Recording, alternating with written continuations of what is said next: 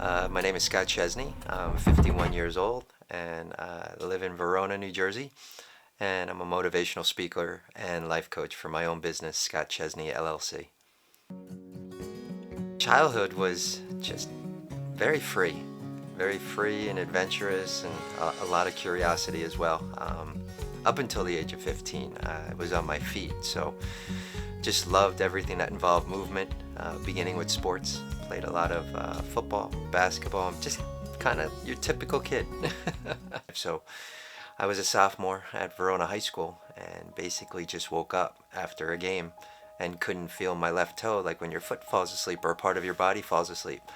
Thought nothing of it. That numbness went up one leg, went up a second leg, and left me paralyzed, unable to move and feel normally from about my belly button down to my toes. Obviously, I was in a place of just confusion, a place of anger, and just wondering what was going on with my body, and even being told that I would never walk again by doctors. That athlete within me showed up and letting me know that, okay, this is the game now.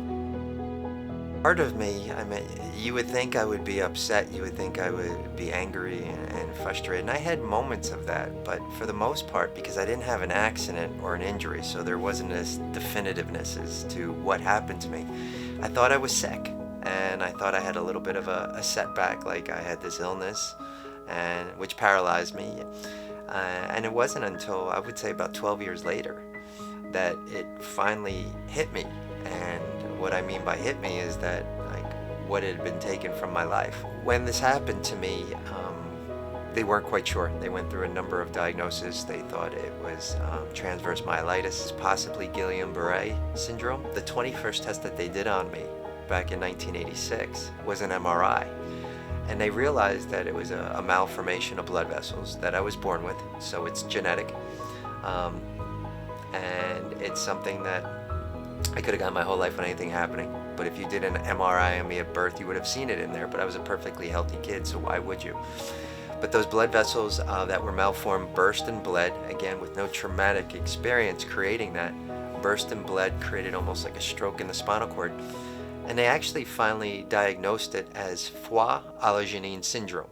It's almost like this sleeping volcano burst, bled, ran its course, and that was the level of paralysis, in which I'm grateful because the level of paralysis ended right about a little past my belly button, and it could have gone higher to the point it could have affected my lungs and my ability to breathe on my own, my ability to move my hands and my arms, which I rely on for independence and to do so many things in this world, and could have gone up and affected my brain as well. So I'm quite thankful that it stopped where it stopped. I was recruited by a nonprofit organization called the Miami Project to Cure Paralysis. They approached me to be their director of corporate outreach.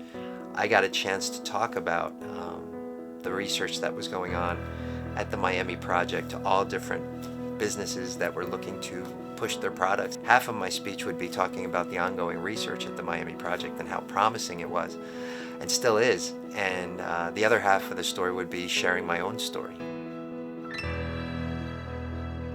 Been married to, I want to say, my best friend, the most beautiful woman in the world, who I met back in 1997. She was a physical therapy student in my audience at the time, and I had her at hello.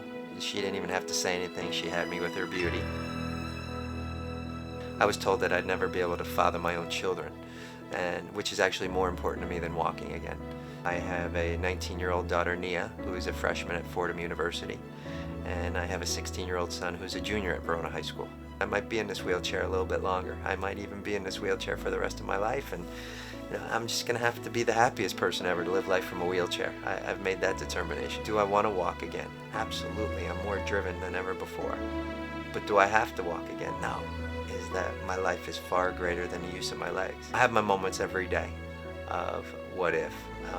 And then normally I'll move back to a place of gratitude because for everything that paralysis has taken from my life and stripped me from my life, it's given me so much more.